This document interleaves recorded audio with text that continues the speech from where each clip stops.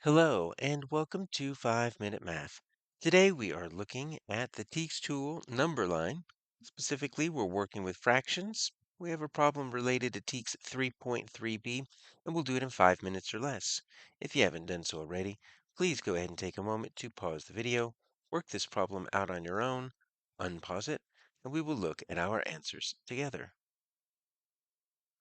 So we've got 4 points on the number line, A, B, C, or D.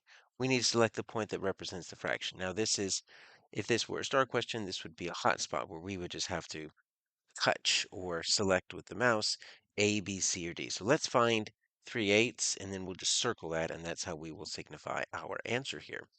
And so what do we have? We've got a number line. We've got it going from 0 to 1, and we have it broken up into pieces. So when we're dealing with fractions, we have two parts that we need to keep in mind. So our bottom part is called the denominator, and that is going to be the total number of pieces or the total number of parts, depending on what kind of fraction you're looking at. So this is a number line, so we're going to see how many pieces there are between 0 and 1. If it were a rectangle or a circle that were cut up into pieces, we would count the total number of pieces. So let's see.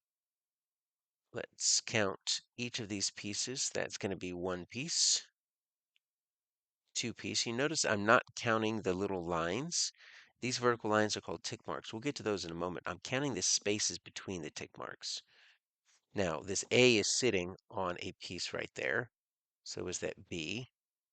So that's going to be 3 pieces, 4 pieces, 5 pieces, 6 pieces. That's sitting on a line. So is D. And you notice that each of these pieces are the same size. If you have uneven pieces, it's not a fraction. It's just a shape cut up into pieces. So we've got 8 total pieces, which means we're dealing with eighths. So we're going to represent it with a number 8. That is our denominator. So what we could do now is we can look at our numerator. So our numerator is our top number. And the top number is the number selected. And so if we are wanting to show that here, what we're going to do is we're just going to see how far away from 0 the point is. And we know we're looking for 3/8. And so we are looking for 3/8. And so we're going to have to find which one of these are 3/8. If you were looking at a rectangle or a circle that was cut up into eighths, it would be how many pieces you're shading.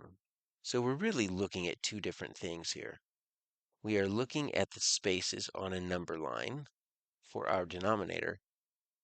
These things that we're about to count up top, they're called tick marks. So these are the little vertical lines that we see right here, and these represent the numerator. And so we'll start with everything is an eighth, but we'll start right here, and we see that we've got 0/8. We could just call it 0, but this is a fraction that's cut up into 8 pieces, and 0 tick marks. You have to start at 0. So when we're dealing with a number line, we're starting at 0. We don't necessarily start at 1. The first tick mark past 0, that's going to be 1. So this is 1/8, and we're just going to keep counting.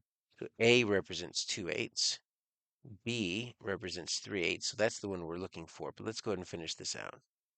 4/8, 5/8, 6/8, 7/8, and then 8/8. You know that your counting is correct is by the time you get to 1, you want your numerator and your denominator to be the same. Because if I have, let's say, a chocolate bar and I cut it up into 8 pieces and I eat all 8 pieces, I've eaten one whole chocolate bar. So 8/8 equals 1.